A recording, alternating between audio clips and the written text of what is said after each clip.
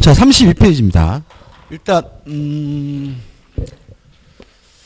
제한 능력자가 한 법률행위는 일단은 유효한데 뭐 할 수 있냐면 취소할 수가 있어요.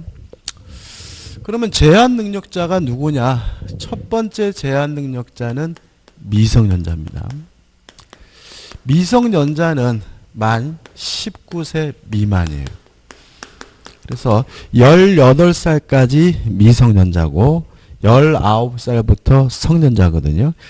조금 저는 개인적으로 한 살 더 깎아야 된다고 생각을 하거든요. 왜 그러냐, 우리가 만 나이 계산할 때 생일 안 지나면 2살 깎잖아요. 그죠?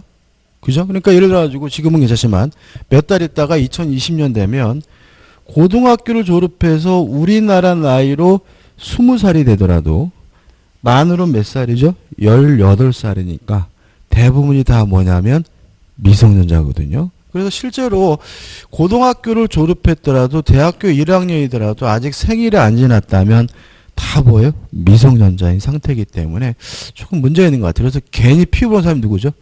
대학 앞에서 술 파시는 분들. 그잖아요. 그죠? 대학교 1학년인데 신입생 하자는데 막 술 먹고 있는데 누가 또 거기 신고해가지고 또 와서 뭐죠? 미성년자가 뭐 20명, 30명이다. 그럼 뭐예요? 영업정지 당하고. 조금 문제가 있는 것 같은데요. 아무튼 미성년자는 18살까지 미성년자인데 미성년자가 법률행위를 하면 친권자나 후견인의 법정 대리인의 동의가 있어야 되고요. 동의 없이 한 법률행위는 뭐 할 수 있냐면 취소할 수 있어요. 뭐 이거는 뭐 더 이상 설명드릴 게 없어요.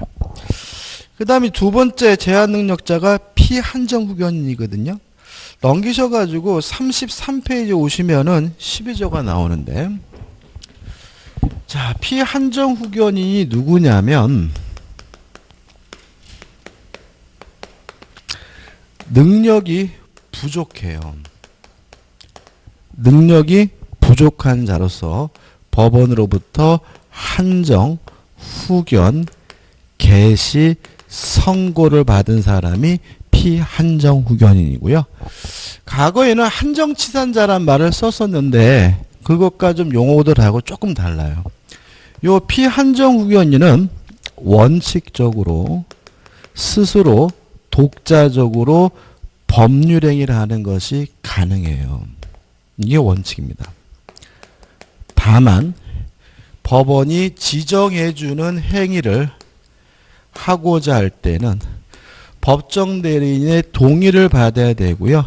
동의 없이 한 법률행위를 뭐 할 수 있냐면 취소할 수 있거든요. 법점 좀 읽어볼게요.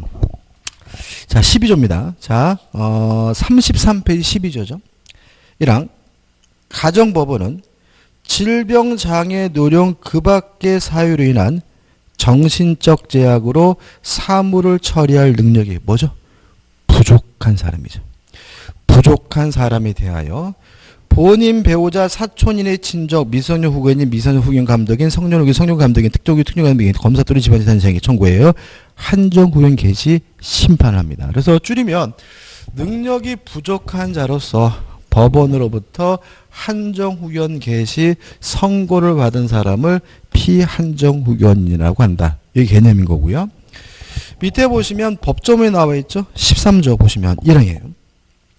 가정법원은 피한정 후견인이 한정 후견인의 동의를 받아야 하는 행위의 범위를 정할 수 있다. 이렇게 나와 있거든요. 그럼 결국은 법원이 정해준 그 행위를 하고자 할 때만 동의를 받아야 되고요. 동의 없이 한 법률행위는 뭐 할 수 있어요? 취소할 수 있다는 말은 역으로 이 사람은 원칙적으로 독자적으로 스스로 뭐 할 수 있어요? 법률행위를 하는 것이 가능하다는 걸 깔고 있는 거예요. 그래서 피한정 후견인은 독자적으로 스스로 법률행위를 하는 것이 가능하지만 법원이 정해준 행위를 하고자 할 때는 법정 대리인의 동의가 필요하고요. 동의 없이 한 법률행위는 뭐 할 수 있어요? 취소할 수 있어요. 여기까지입니다. 그러니까 교재는 좀 자세히 나와 있지만 안 보셔도 돼요. 어차피 여기는 시험 범위가 아니기 때문에 이 정도만 기억하시면 되는 거거든요. 그 다음에 34페이지 오시면 뭐가 나오냐면 피성년 후견이 나와요.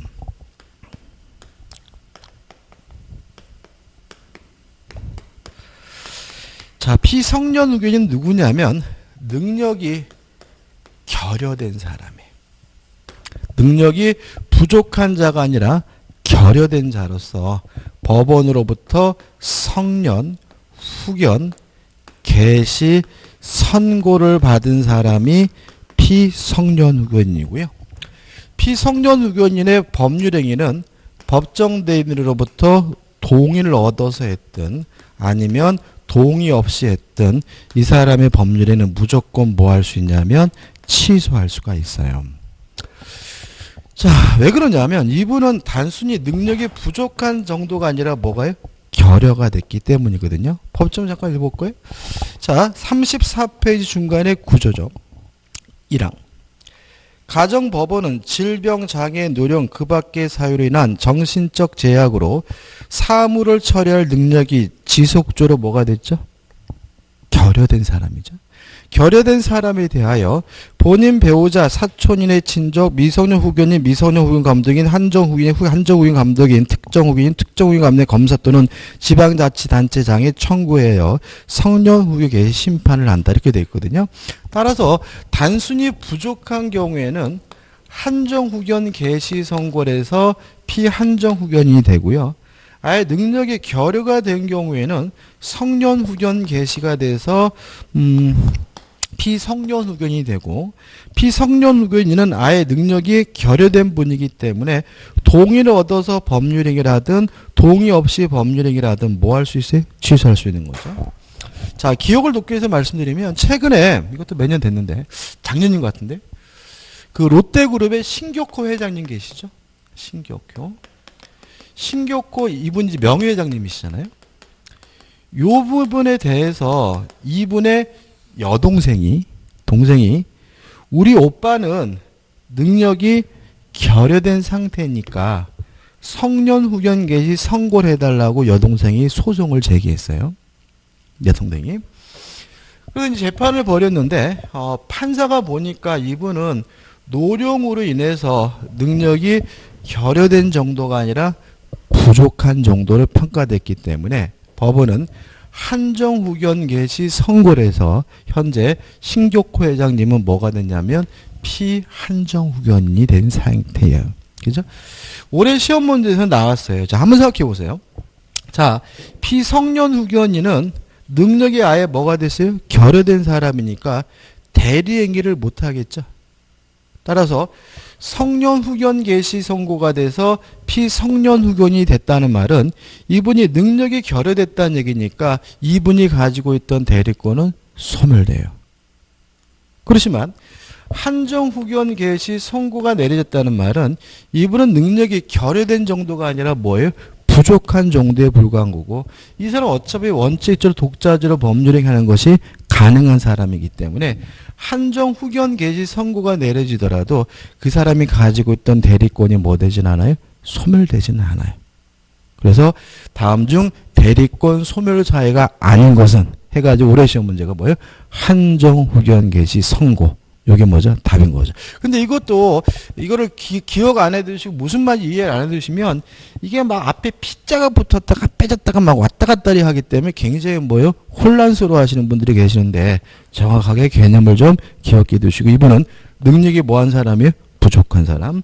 이분은 능력이 뭐죠? 결여된 사람. 따라서 부족한 정도에 불과하기 때문에 이 사람의 독자적으로 원칙적으로 뭐 할 수 있어요? 법률행위를 할 수 있는 사람이니까 이 사람에게 한정 후견 개시 선고가 됐더라도 이 사람의 대리권이 뭐 되진 않아요? 소멸되진 않는다는 거 좀 주의하시기 바랍니다. 올해 시험이 나왔죠. 끝입니다. 구체 내용은 안 보셔도 돼요. 자, 넘겨보시면 이제 35페이지에 특정 후견 심판위에서 원래 4번도 있거든요. 근데 이거는 아예 읽어보지도 않을 거예요. 우리는 시험 범위가 아니고 절대로 안 나오는 거니까 요 세 가지만 좀 기억해 두시고 무슨 말인지 이해해 두시는 게 좋아요. 그 다음에 법인입니다. 일단 법인이라는 말은 법에 의해서 권리 능력이 부여된 존재가 뭐죠? 법인이죠. 그래서 우리가 아까도 말씀드렸다시피 자연인뿐만 아니라 법인도 뭘 갖게 돼요? 권리 능력을 갖게 되거든요. 조금만 좀 설명을 드리면 법인이요. 사단법인이 있고요. 재단법인이 있어요. 사단법인은 영리법인일 수도 있고 비영리법인일 수도 있어요. 근데 재단법인은 영리법인일 수는 없고요. 항상 비영리법인이어야 해요. 왜 그런지를 좀 생각해 봐야 되는데, 이 사단이라는 말이 무슨 뜻이냐면요, 사람의 집합이라는 뜻이에요. 그러면 사단법인이라는 말은 사람의 집합에다가 법인격을 부여하는 것이 사단법인이고요. 재단이라는 말은 뭐냐면 재산의 집합이라는 얘기예요. 따라서 재산의 집합에다가 법인격을 부여하는 것이 뭐가 되는 거죠? 재단법인이 돼요. 그래서 우리가 앞으로 사단 그러면 사람의 집합 이렇게 생각하시면 되는데, 사단법인이 뭐죠?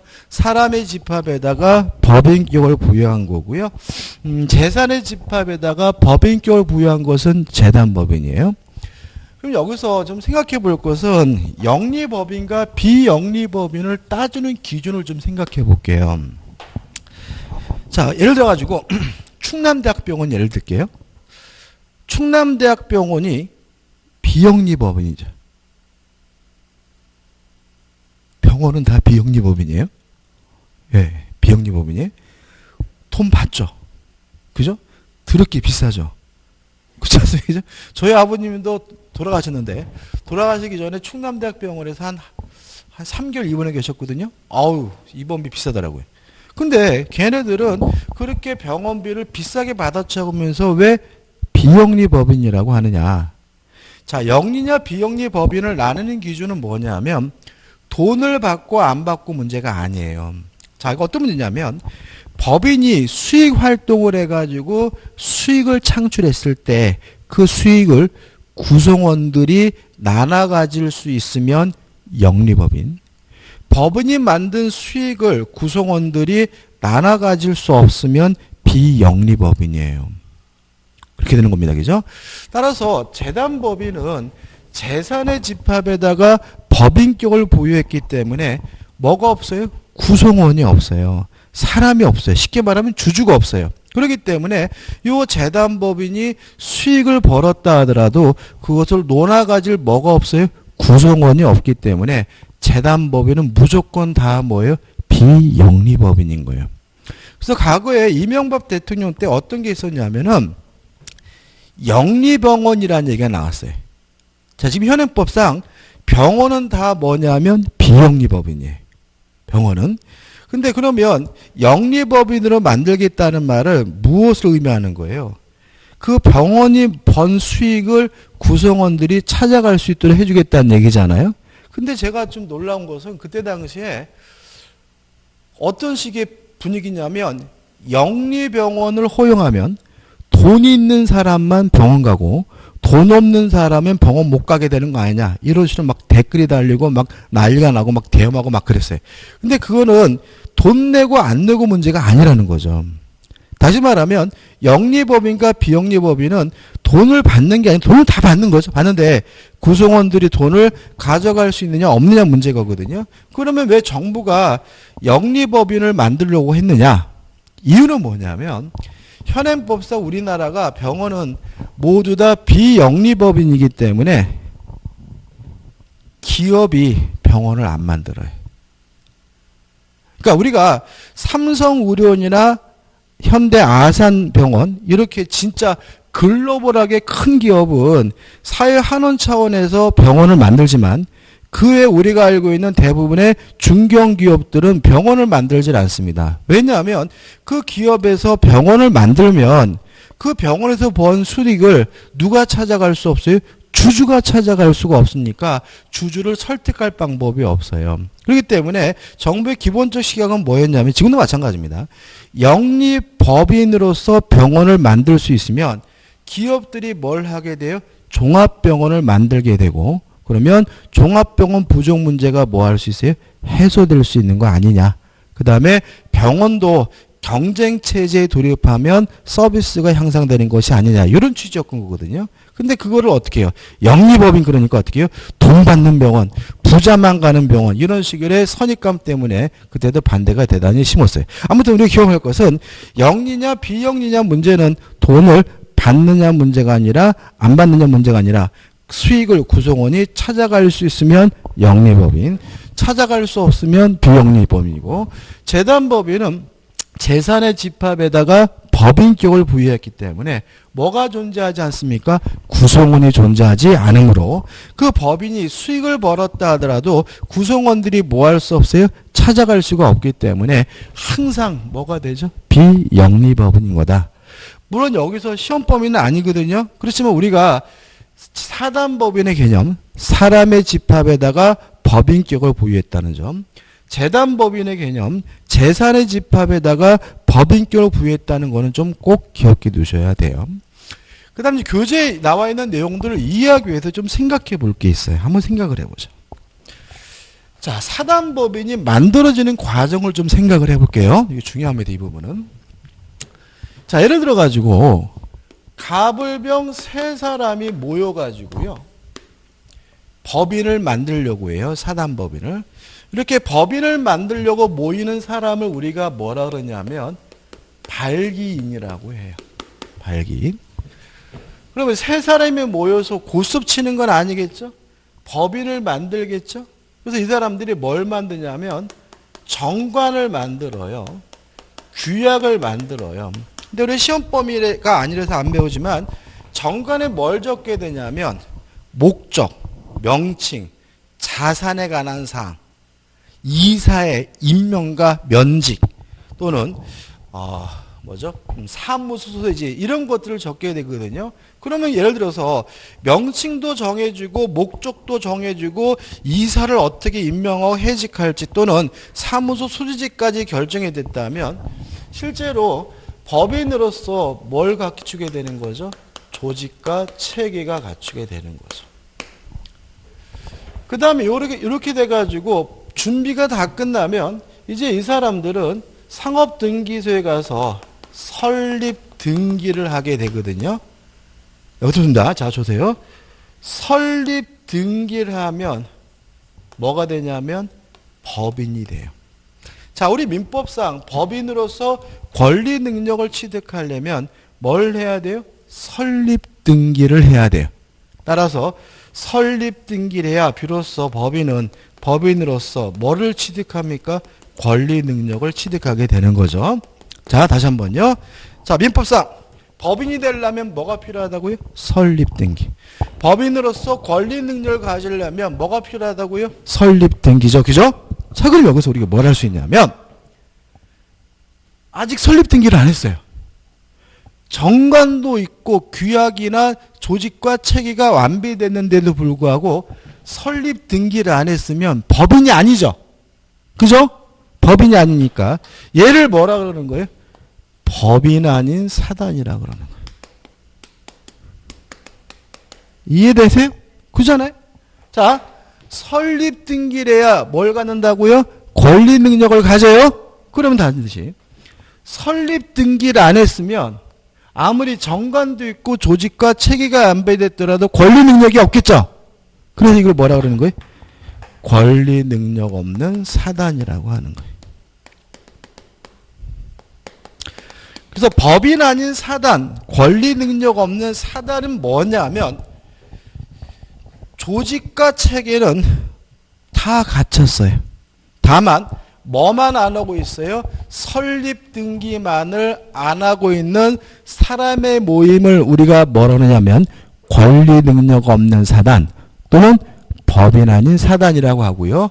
이유는 설립 등기를 해야 뭐가 돼요? 법인이 되고 설립 등기를 해야 뭘 갖기 때문에 권리 능력을 취득하기 때문에 그런 거예요. 자, 그러면 자, 법인 아닌 사단, 권리 능력 없는 사단 뭐가 있을까요? 언뜻 떠오르는 건 저는 교회가 떠오르네요. 교회는요, 조직체계 잘 갖춰져 있어요. 교회는요, 헌법까지 있습니다. 교헌이라 그래가지고. 그렇지만 교회는 법인으로서 뭘 안 해요? 설립 등기를 안 해. 그러니까 뭐가 되는 거죠? 법인 아닌 사단. 이해되시죠? 종중 뭘 말하냐면 종친회를 말해요. 종친회, 김해김씨 종친회, 저는 순응한씨거든요. 순응한씨 종친회 이런 것들 보면 잘 갖춰졌어요. 그렇지만 일반적으로 종친회도 설립 등기를 안 하기 때문에 뭐가 되는 거죠? 법인 아닌 사단, 권리 능력 없는 사단인 거예요. 나중엔 개념 잘 설명 안 드립니다. 이 부분은. 정당. 한나라당, 민주당 하는 정당도 조직과 체계가 잘 갖춰져 있거든요. 근데 정당법에서 정당은 법인으로서 설립 등기를 못하게 막아놨어요. 이유가 나중에 알게 되는데 막아놨기 때문에 이 사람들은 정당은 법인으로서 설립 등기를 하지 못하기 때문에 뭐가 되는 거죠?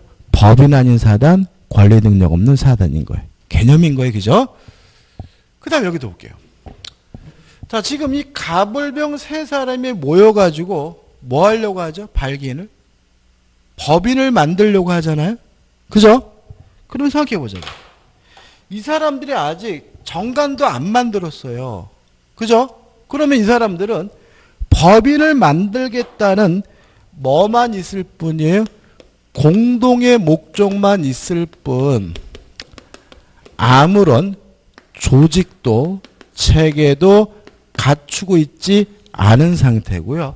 이런 경우를 우리가 뭐라 그러냐면 조합이라고 해요. 조합. 그래서 이렇게 되는 겁니다. 자, 우리가 이런 거는 우리가 보통 뭐라 그러냐면 발긴 조합이라는 말을 써요. 왜 그러냐면 이 사람들은 아직 정관도 없고 조직도 체계가 완비되어 있지 않기 때문에 뭐만 있을 뿐이에요? 공동의 목적만 있을 뿐이잖아요. 그래서 이것들을 우리가 뭐죠? 조합. 그래서 뭐예요? 발긴 조합이라고 해요. 여기서 좀 생각해 볼 게 있어요. 재건축 조합은 자, 재건축 조합은 조합일까요? 법인 아닌 사단일까요? 법인일까요? 재건축 조합. 재건축 조합은요. 규약이 있어요.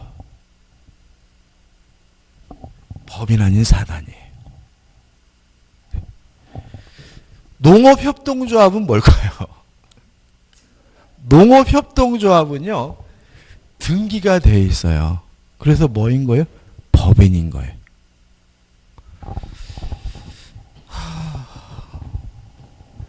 노동조합은요? 노동조합. 노동조합도요. 규약이 있어요. 그래서 법인 아닌 사단이에요.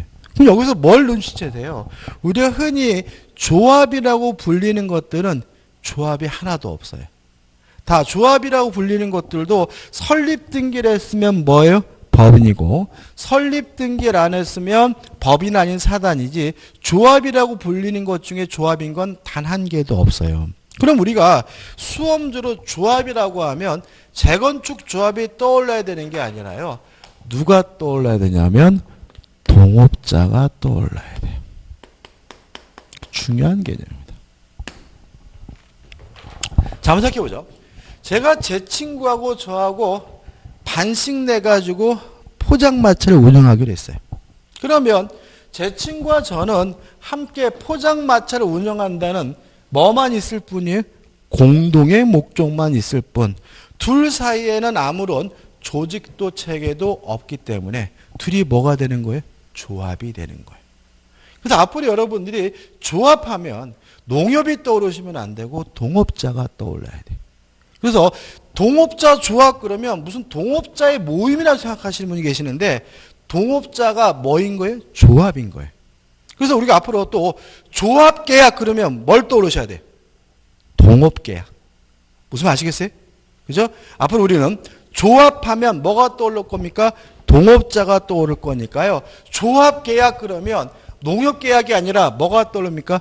동업계약이 떠올라야 되는 거죠. 왜냐하면 조합이라는 것은 공동의 목적만 있을 뿐 아무런 조직도 체계도 없는 사람의 모임인 거예요. 그럼 결과적으로 조합과 법인 아닌 사단의 차이점이 뭐예요? 교재 나와 있지만 실질이 법인으로서 실질을 갖추고 있으면 법인 아닌 사단이고요.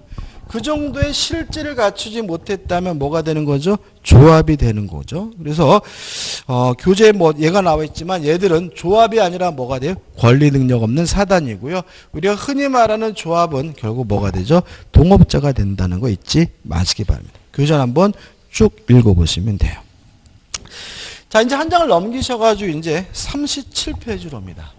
여기서부터 이제 시험 범위, 여기서부터. 그러니까 지금까지는 뭐 한 거죠? 베이스 깔고 가는 거죠. 그 말은 우리가 앞으로 요 용어를 대단히 뭐요? 많이 쓸 거란 얘기인 거고요. 그래서 깔고 가는 거고, 실제로 시험 범위는 뭐죠? 37페이지부터 시작을 하게 되는 거거든요. 그래서 새롭게 시작하는 마음에서 지워보겠습니다.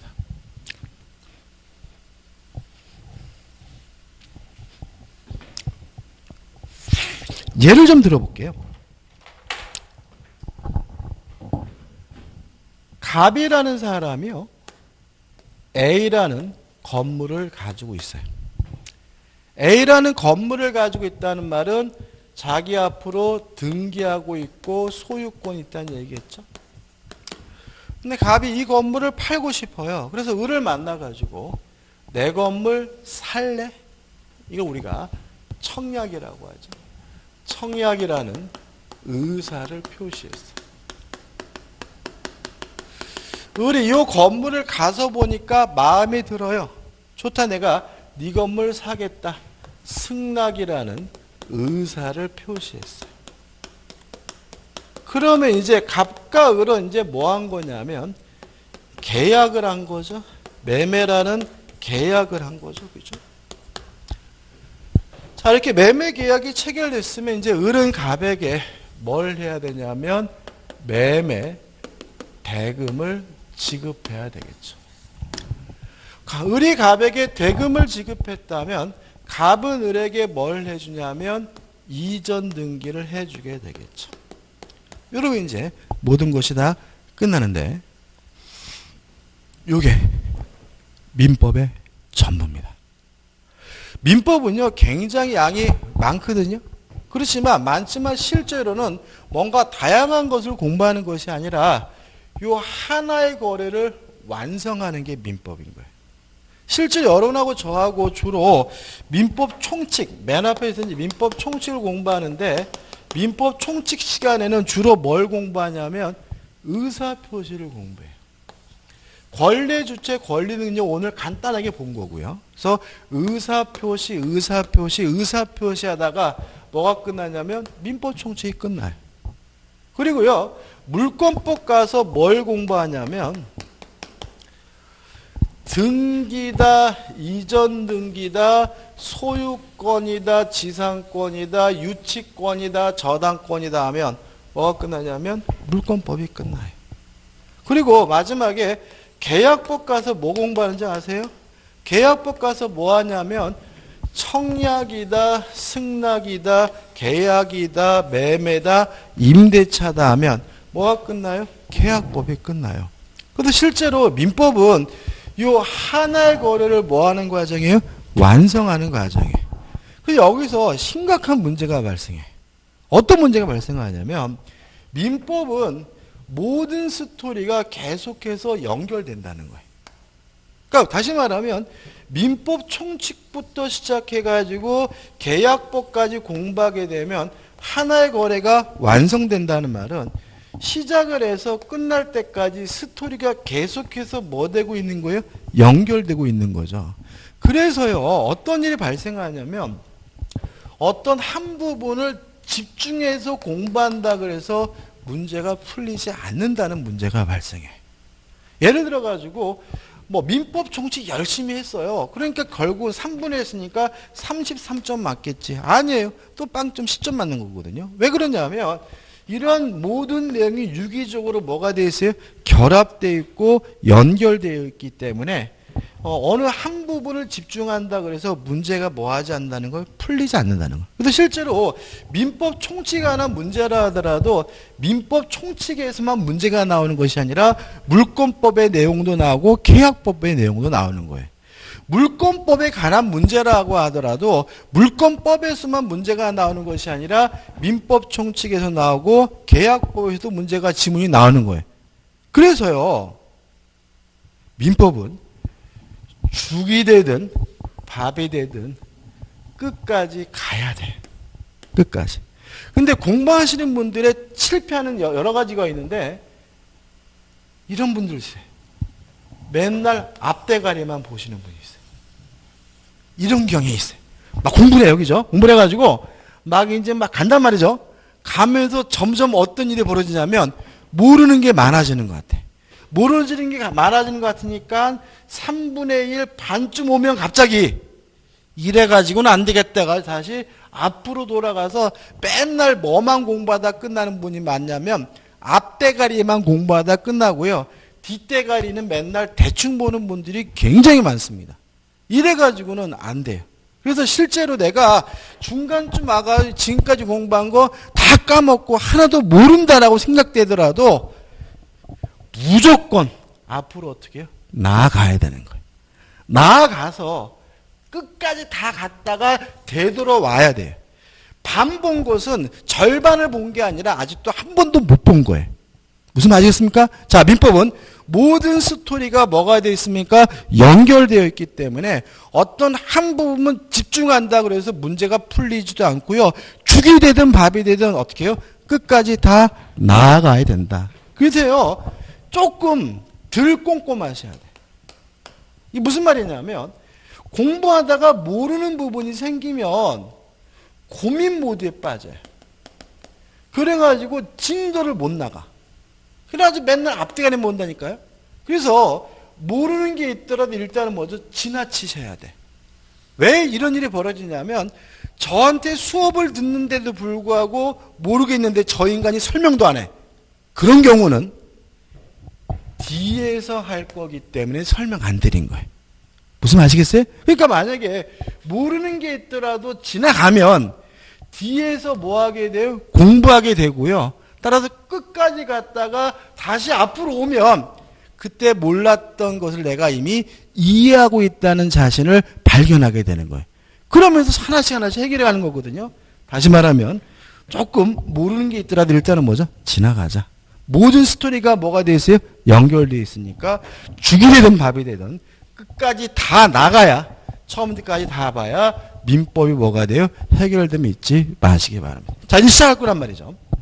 시작하는데 여기서 매매 대금을 주고 이전 등기라는 거를 뭐라 그러냐면 법률 효과라고 해요. 이 사람들이 왜 매매 대금을 주고 이전 등기를 했냐면 매매라는 계약을 했기 때문이거든요. 이걸 뭐라 그러냐면 법률 요건이라고 해요. 자, 요 매매라는 계약을 가만 뜯어보니까 그 안에는 청약이라는 의사표시도 있고 승낙이라는 의사표시도 있죠. 요 우리가 뭐라 그러냐면 법률 사실이라고 해요. 그럼 결과적으로 개별적인 법률 사실이 모여가지고 법률 요건을 만들고 법률 요건이 만들어지게 되면 일정한 뭐가 생기는 거예요? 효과가 생기는 거고요. 법률 요건은 뭐냐면 법률 효과의 발생을 목적으로 하는 법률 사실의 집합을 말하고요. 법률 사실이 뭐냐면 법률 요건을 구성하고 있는 개별적인 사실인 거예요. 교재 한번 읽어볼까요? 자, 권리 변동의 자, 지금 어디를 보고 있냐면 40페이지를 보고 있습니다. 40페이지. 죄송합니다. 자, 40페이지 왔어요. 40페이지 오시면 자, 40페이지 오시면 1에서 뭐가 나옵니까? 법률 요건이 나오죠. 자, 읽어볼게요. 법률 요건이란 일정한 법률 효과를 발생케 하는 원인으로 개개의 법률 사실로 구성된다. 다시 말하면 법률 요건은 뭘 발생시킵니까? 법률 효과를 발생시키는데 무엇으로 구성되어 있죠? 법률 사실로 구성되어 있죠. 밑에 2번 법률 사실이죠. 법률 요건을 구성하는 개개의 사실을 우리가 뭐라 그러죠? 법률 사실이라고 한다. 그래서 법률 사실이 모여서 법률 요건이 만들어지고 법률 요건이 만들어지면 일정한 뭐가 생겨요? 효과가 생긴다는 얘기고 다시 이거 보시면 제가 지금 이런 것들 다 공부하는 게 민법이라 그랬잖아요. 그죠? 그죠? 이걸 공부하는 게 뭐라고요? 민법이니까. 그럼 우리는 앞으로 뭘 공부할 거예요? 법률 사실과 법률 요건과 법률 효과를 공부하는 게 뭐예요? 민법인 거죠. 여기서 하나 좀 조심할 게 있어요. 자, 우리가 앞으로 목적물이라는 말을 쓸 거고요. 목적이란 말도 쓸 거거든요. 목적물과 목적은 다른 말이다. 자, 보세요. 갑과 을이 A 건물에 관한 매매 계약을 했잖아요. 그러면 이 매매 계약의 목적물은 건물이죠. 갑의 목적은요. 갑에게 물어봤어요. 그죠? 갑한테 왜 매매 계약을 하시는 겁니까? 이렇게 물어보면 갑이 그러세요. 우리 딸이 이번에 대학에 들어가서 돈이 필요해서 건물을 파는 겁니다. 이러겠죠? 다시 말하면 갑과 을의 목적은 요 매매 대금을 받고 이전 등기 받는 게 뭐인 거예요? 목적인 거예요. 따라서 목적물과 목적은 같은 의미가 아니고 요 법률 효과가 뭘 의미하는 거죠? 목적을 의미하는 거예요. 이것도 조심해야 돼요. 그래서 항상 우리가 공부하시면서 목적 그러면 자꾸 뭐가 떠오르냐면 이 목적물이 떠오르는 거예요. 목적물이 떠오르니까 내용이 자꾸 뭐 하는 거예요? 이상하고 삼천포인 거예요. 근데 목적과 목적물은 같은 말이 아니잖아요. 그죠? 말씀하신 것처럼 갑의 목적은 돈 받는 게 목적이고 을의 목적은 이전 등기 받는 게 목적이니까 결국은 목적과 같은 말은 뭐죠? 법률 효과가 목적이라는 거 주의하시기 바라고요. 그 다음에 페이지를 넘기셔가지고 이제 뭐가 나오냐면 41페이지에 법률 사실의 분류가 나와요. 자, 우리가 이걸 다 공부할 거잖아요. 그죠? 그래서 처음에 뭐부터 보는 거죠? 법률 사실부터 보는 거예요. 그러니까 법률 사실도 볼 거고 법률 요건도 볼 거고 법률 효과도 볼 건데 처음에 뭘부터 보는 거죠? 법률 사실부터 보는 거거든요. 시간이 애매하네요. 이 법률 사실을 시작하면 이제 시간이 많이 걸리기 때문에 요건 좀 쉬었다가 보도록 하겠습니다. 그래서 쉬었다가 41페이지 법률 사실의 분류를 보도록 할 겁니다.